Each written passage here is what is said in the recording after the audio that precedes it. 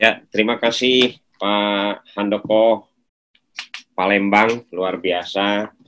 Selamat malam Bapak Ibu semua. Assalamualaikum warahmatullahi wabarakatuh. Salam viral dan bahagia bersama Gio. Saya mengamati beberapa Zoom meeting dari hari ke hari, testimoninya sangat luar biasa. Dan saya berjanji akan menyiapkan satu orang khusus yang akan merekod paling tidak di testimoninya, dan nanti akan kami bingkai dalam bentuk YouTube ya, sehingga tidak lepas dari hari ke hari testimoni secara spontan yang luar biasa. Hari ini dari Ibu Sundari, luar biasa Ibu sangat menginspirasi, Pak Hermanto juga Pak Arsono, dan dari hari ke hari perkembangan testimoni dengan tulus ya, itu terus lahir di Gio. Ini membuat saya dan teman-teman tentunya jadi tambah yakin, tambah semangat, tambah terinspirasi. Bapak Ibu, dalam industri multi level marketing ya, tentu tidak hanya testimoni, tidak hanya produk yang bagus saja, sehingga kita bisa bertumbuh dengan baik dari segi kesehatan, terutama dari segi bisnisnya. Nah, bahkan sudah sedemikian rupa didesain sangat sederhana dalam menjalankan bisnis network marketing. Ada yang 7 langkah sukses, ada yang menerapkan 5 langkah sukses, tapi kalau kita ambil kesimpulan langkah-langkah yang didesain oleh para pendahulu-pendahulu kita di industri network marketing ini sudah sangat sederhana.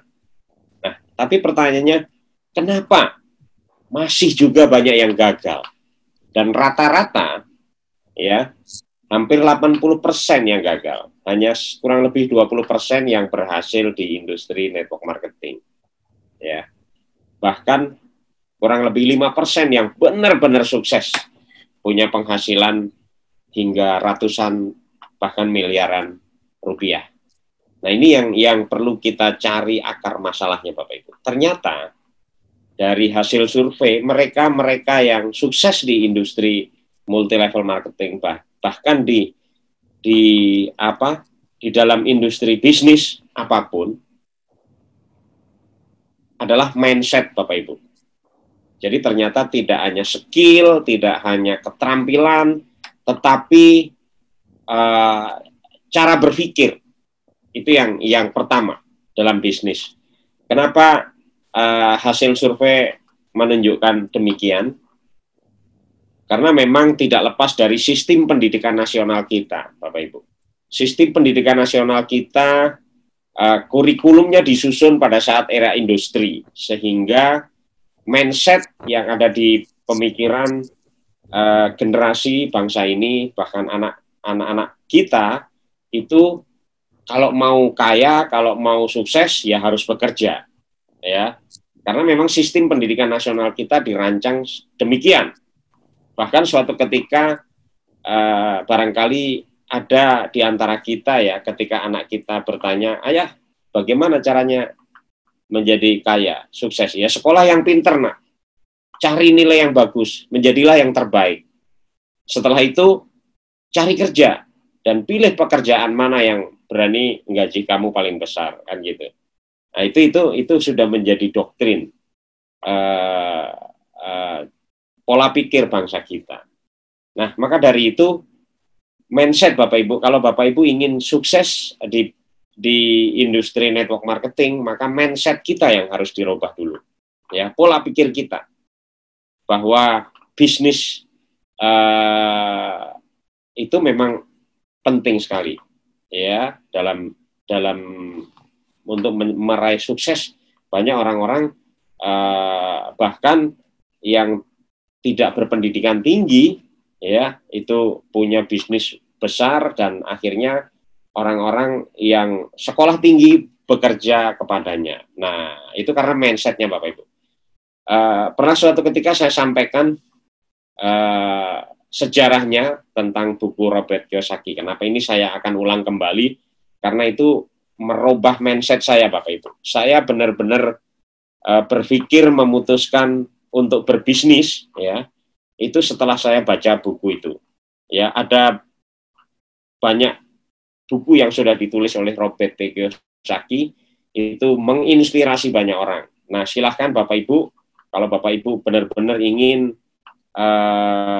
menemukan bagaimana pola pikir bisnis sesungguhnya, saya sarankan baca bukunya Robert Kiyosaki. Ya, buku yang pertama kali judulnya adalah Rich Dad Poor Dad. Ya, buku itu yang menginspirasi saya. Rich Dad itu orang tua kaya, Poor Dad itu orang tua miskin. Nah, ternyata Bapak Ibu, orang tua kaya mendidik anaknya menjadi kaya itu berbeda dengan orang tua miskin mendidik anaknya menjadi kaya. Nah, ini kita bicara mindset, Bapak Ibu. Ya, seperti halnya yang disampaikan oleh Robert Kiyosaki dalam bukunya The Cash Flow Quadrant, mengatakan bahwa orang-orang kaya membangun jaringan, sementara orang miskin mencari pekerjaan. Nah, ini bicara mindset. Ini bukan berarti membandingkan kaya dan miskin, tapi ternyata di pola pikirnya itu berbeda, Bapak Ibu. Orang menjadi kaya itu karena berpikir kaya, dan orang tetap miskin selamanya karena memang mindset-nya tidak berubah. Nah, jadi saya ingin ceritakan buku yang pertama yang saya baca, menceritakan gini, Bapak Ibu. Dalam buku Rich Dad Poor Dad, sejarahnya buku itu ditulis menceritakan dua orang anak kecil, ya, mereka namanya Robert dan Mike. Jadi ternyata mereka ini dua orang anak yang bersahabat baik. Nah, mereka sekolah selalu bareng, berangkat bareng, pulang bareng. Nah, Robert Kiyosaki ini ternyata ayahnya adalah seorang profesor, beliau kepala dinas pendidikan di Hawaii, Bapak Ibu. Nah, dan yang dalam bukunya Robert disebut orang tua miskin. Ya, bapaknya sudah pensiun. Terus kemudian yang satunya Mike adalah temannya Robert, sahabatnya Robert. Ayahnya adalah seorang pengusaha yang sedang merintis bisnis minimarketnya. Nah, kedua orang ini dalam bukunya Robert Kiyosaki disebut orang tua miskin dan orang tua kaya. Ternyata cara mendidik kedua ayah ini mendidik dua orang anak ini berbeda. Yang satu mengajarkan, nak, sekolah yang pinter, cari nilai yang bagus, jadilah yang terbaik, ya. Setelah itu kamu nggak perlu melamar kerja karena akan banyak pekerjaan yang memberikan penawaran pekerjaan kepadamu. Setelah itu pilih perusahaan mana yang berani gaji kamu paling besar. Setelah itu save your money, simpen uangmu, belikan mobil mewah, rumah mewah, maka kamu akan kaya. Tapi ayah satunya justru melarang, Robert, Mike, jangan turutin apa kata ayahmu, katanya begitu. Karena orang-orang kaya di dunia ini, mereka tidak mencari pekerjaan, tapi mereka menciptakan sistem, membangun jaringan. Ketika jaringan itu dibangun dan mengalir airnya, maka kamu tidak perlu mencari uang lagi karena uang akan datang kepadamu. Nah, jadi mindset-nya berbeda. Kalau kata ayahnya Mike, kita membangun sistem sehingga ketika sistem itu sudah bekerja, kita tidak perlu lagi mencari uang, tapi uang yang akan mengejar kita. Nah, jadi bedanya di situ. Orang-orang kaya tidak pernah mencari uang, tapi dia dikejar-kejar uang. Beda dengan orang miskin dan kelas menengah, mereka mencari pekerjaan. Nah, jadi dalam sejarah bukunya, Bapak Ibu, suatu ketika kedua orang anak ini sekolah, di sekolah favorit gitu, sekolah terbaik di Hawaii sana. Jadi suatu ketika Robert dan Mike ini pulang sekolah, kebetulan sedang gerimis, Bapak Ibu. Jadi di sekolah favorit ini banyak orang-orang the have lah yang sekolah di situ ya. Rata-rata diantar jemput pakai mobil mewah. Tapi Robert sama Mike ini justru sekolahnya jalan kaki, Bapak Ibu. Nah, jadi suatu ketika hujan gerimis, si Robert nyetop mobil temennya, ya, yang kebetulan dijemput pakai mobil mewah begitu.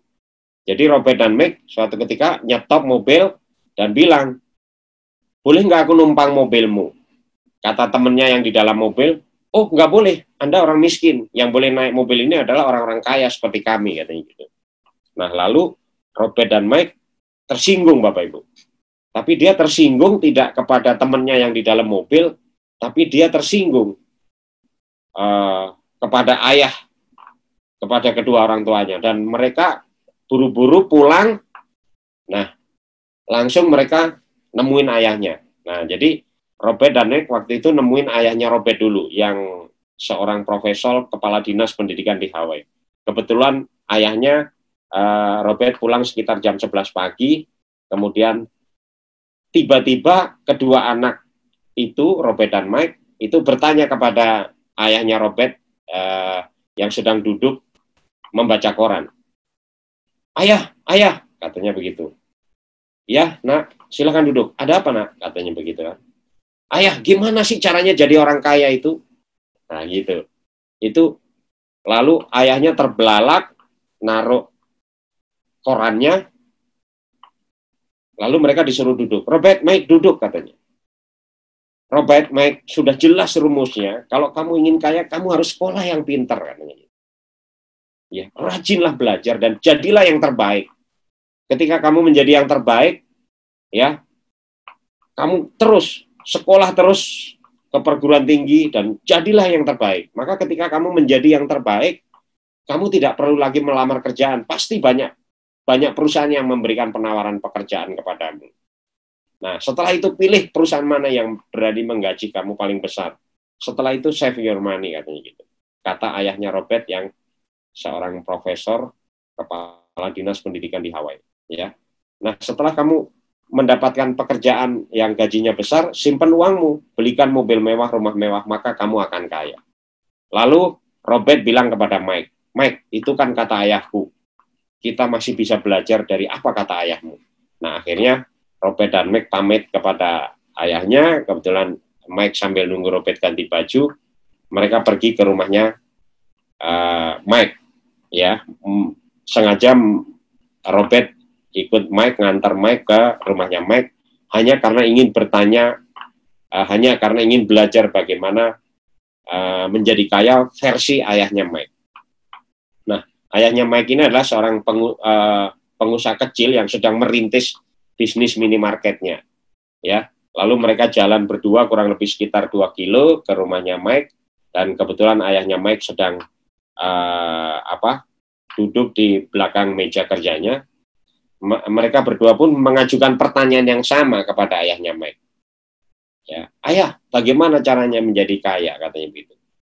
Nah, Robert, bagaimana menurut ayahmu? Apakah kau sudah tanyakan kepada ayahmu? Nah, lalu Robert dan Mike ceritakan menurut versi ayahnya Robert, T. Kiyosaki. Nah, kata ayahnya Mike, Robert, Mike, jangan turutin apa kata ayahmu, katanya begitu. Ya, orang-orang kaya di dunia ini tidak pernah mencari pekerjaan.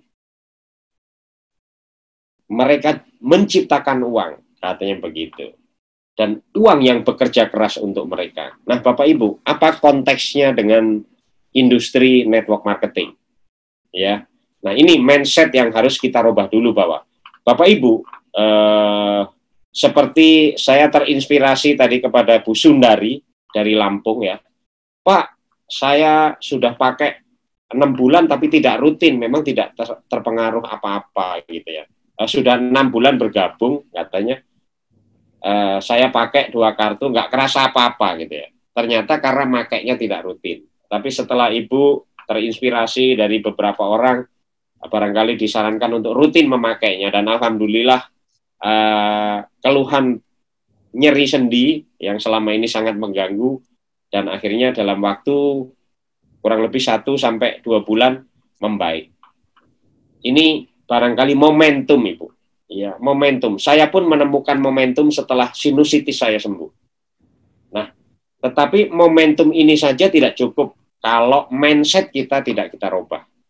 Ya. Nah, tapi kalau Bapak Ibu sudah punya mindset yang sama, bahwa bisnis network marketing ini bukan sekedar percaya dan akhirnya menjual barang, tapi pahami lebih jauh bahwa kita sesungguhnya sedang membangun jaringan. Seperti apa kata ayahnya Mike dalam bukunya Robert Kiyosaki, bahwa orang-orang kaya ini membangun jaringan. Jadi kita berkegiatan setiap hari, Zoom meeting, ini sesungguhnya adalah secara kolektif kita membangun jaringan. Sehingga suatu ketika viral, dengan mudah sekali kita akan mengajak orang di bisnis ini. Nah, ketika kita bersama-sama dan menjadi viral sehingga kita mudah mengajak orang, sesungguhnya kita sedang membangun jaringan, Bapak Ibu.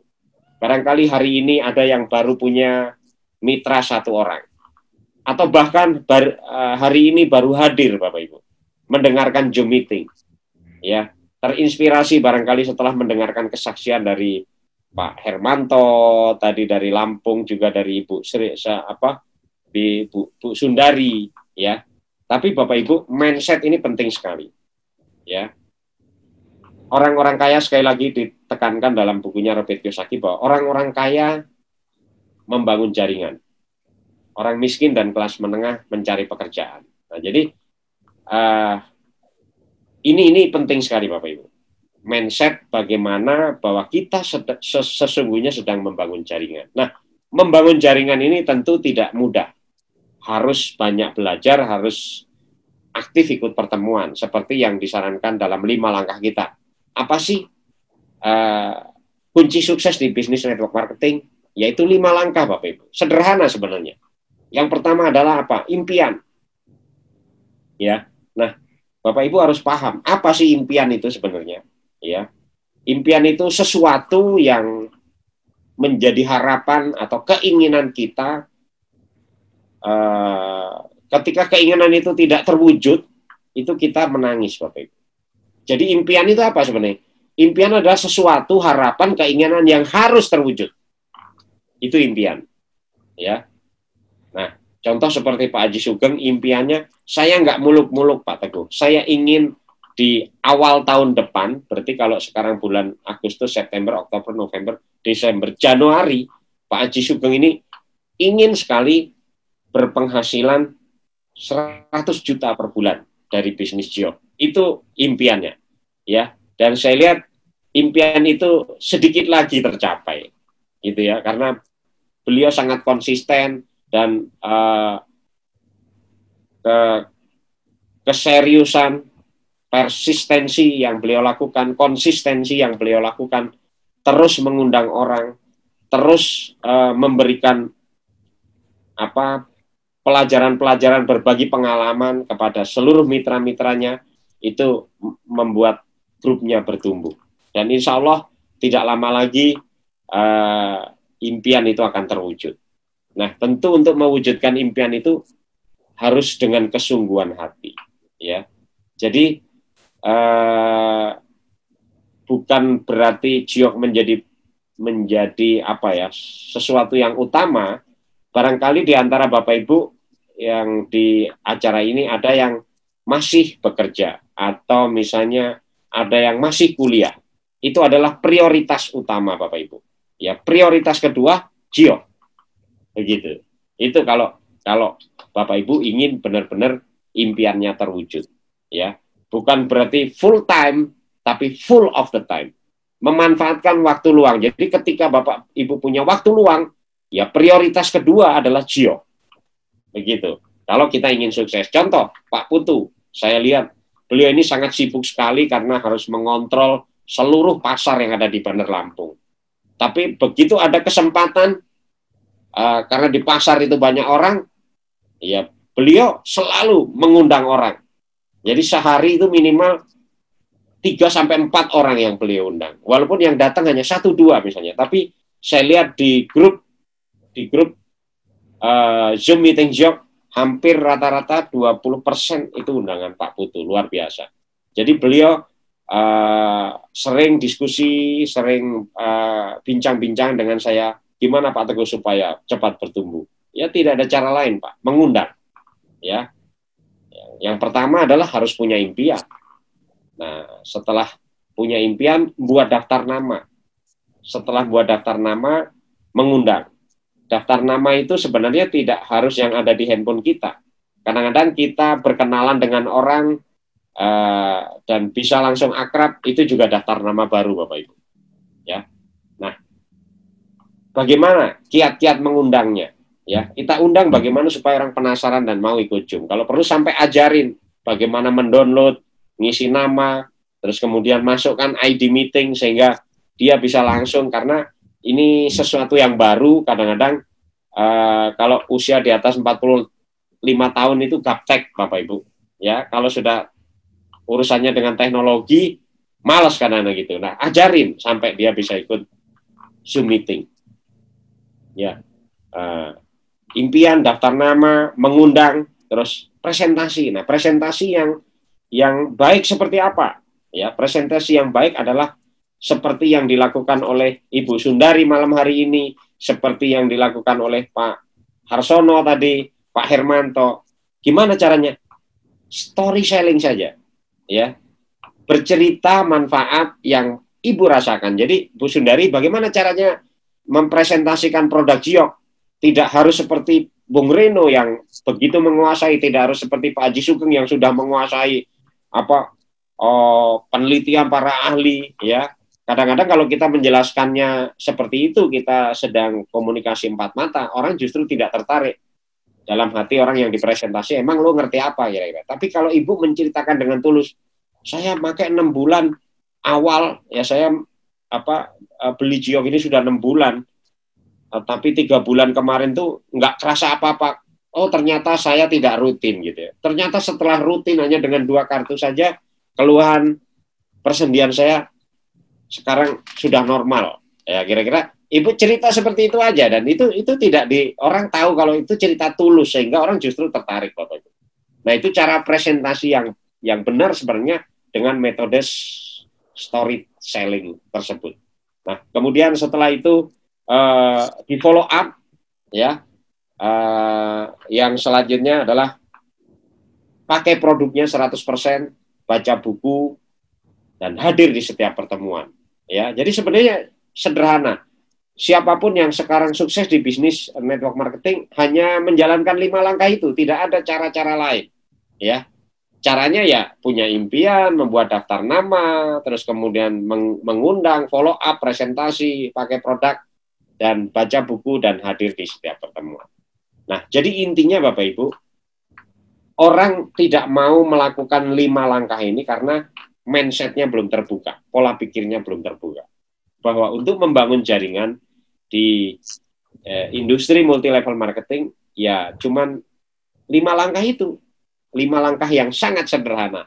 Nah, tetapi orang mau melakukan 5 langkah itu kalau mindset-nya, kalau pola pikirnya, kalau pemahaman tentang bisnis network marketingnya tidak dengan kesungguhan hati, ya itu yang sulit. Ya, maka kenapa Pak Jun Safar, orang yang sekelas Pak Jun Jafar gitu ya, sudah punya jabatan yang sangat bagus, ya sudah lebih dari 20 tahun bekerja di sebuah bank ternama lagi, ya, dan jabatannya kalau di pemerintahan itu sudah eselon 1 gitu ya, karena sudah jabatan yang, tapi beliau dengan rendah hati mau melakukan 5 langkah itu yang luar biasa, dan tidak semua orang punya kemauan atau punya mau dengan rendah hati melakukan mulai dari nol lagi. Nah, Bapak Ibu, jika Bapak Ibu mau, kalau kata Bung Reno sering sampaikan, mau melepaskan jubah kebesaran Bapak Ibu dan mulai dari nol, insya Allah kita akan sama-sama sukses di Giok. Tidak lama Bapak Ibu.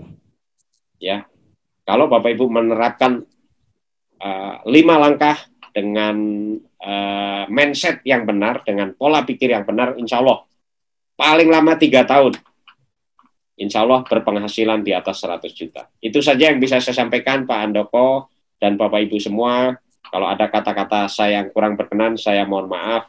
Billahi taufik wal hidayah. Wassalamualaikum warahmatullahi wabarakatuh.